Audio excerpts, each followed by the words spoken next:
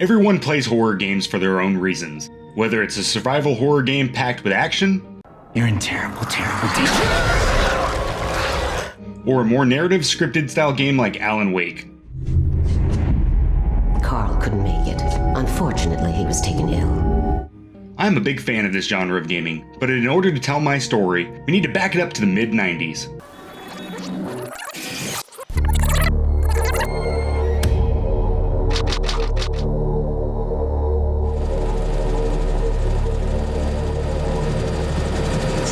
Alpha Team is flying around the forest zone situated in northwest Raccoon City. I can recall when I was about 6 or 7 years old, my dad purchased the original Resident Evil. With myself being very young at the time, my mom did not want me watching this style of game, assuming that it would give me nightmares, and boy was she wrong. I can remember my dad waking me up very early around 1 or 2 in the morning to come and watch him play Resident Evil. Now, I'll be honest, these games at the time certainly got my 7-year-old heart racing. I can recall sitting on the couch next to my dad with a blanket covering my body and a pillow sitting in my lap. Every time you would enter a new room and watch that iconic loading screen, you know, the one where it slowly opened the door and you walk through into the dark abyss.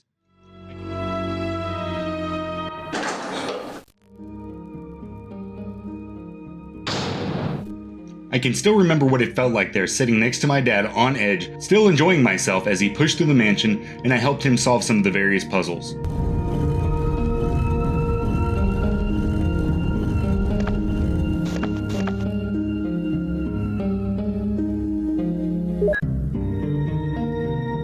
The game at the time was not very graphically challenging, and the voice acting was atrocious.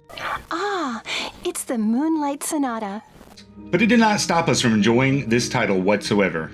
The mansion had a sense of wonder. Every room had a story to tell. I always thought to myself, how did this person turn? Did they fight for their life? Did this happen in their sleep? What was going through their mind as they slowly turned?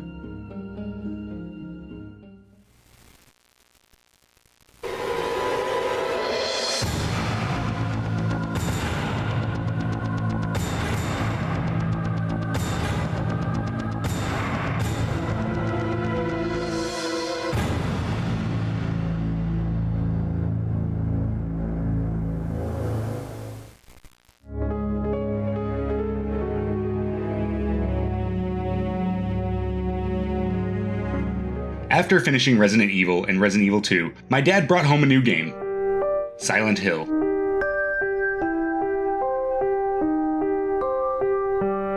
Now, I don't remember much of Silent Hill, but I do remember most of Silent Hill 2.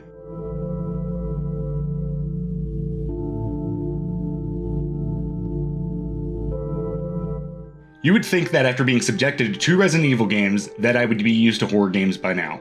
Silent Hill was another beast. While it did play like Resident Evil, it had its own feeling about it. The game felt more depressing with its watched-out visuals and disorienting city. A big mechanic of the game was this never-ending fog that was designed to load the game in the background but added another layer of fear. The fog helped to hide some of the most well-known and strange creatures of gaming. I mean, what is this?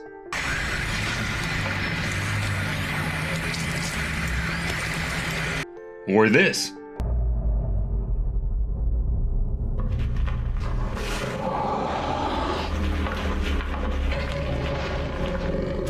NPCs you encountered all felt strange, like they were going mad or were on some very heavy drugs.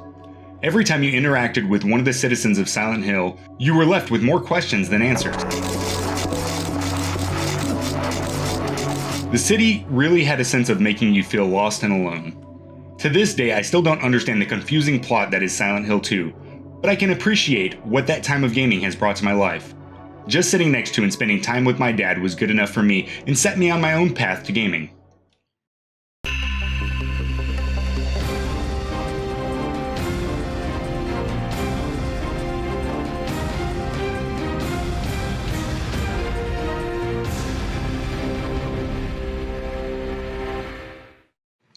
Eventually, I set out on my own journey. Instead of watching my dad play games, I took the challenge for myself.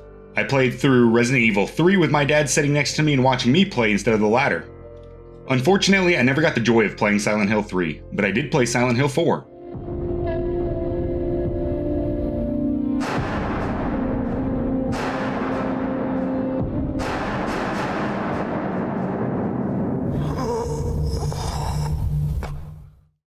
My first experiences with this game were a bit different. I got up one day to find the game case sitting on the family coffee table. I was the only one home at the time. I got excited and rushed to put the game in the console. What I got from this game was unexpected. I watched the opening cinematic and immediately turned the game off.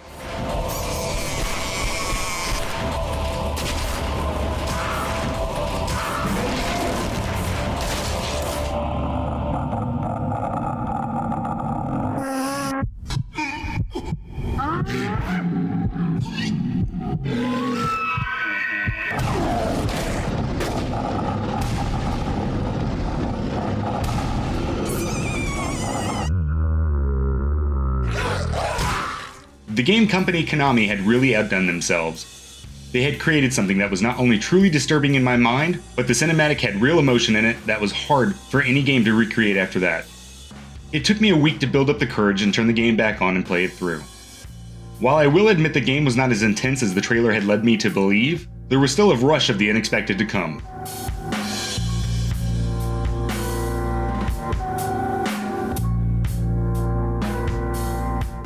While this video was just me rambling on about my childhood with horror games, I just wanted to share my experiences with the games that I had grown up with. The experiences that have brought me closer to my dad, memories that I still cherish to this day.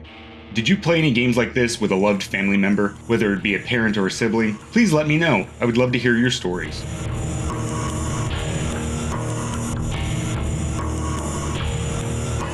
Also, be sure to stay tuned. In a future episode, I will be going deep into my thoughts on Resident Evil 2 and why I have yet to purchase the new revised version of the game.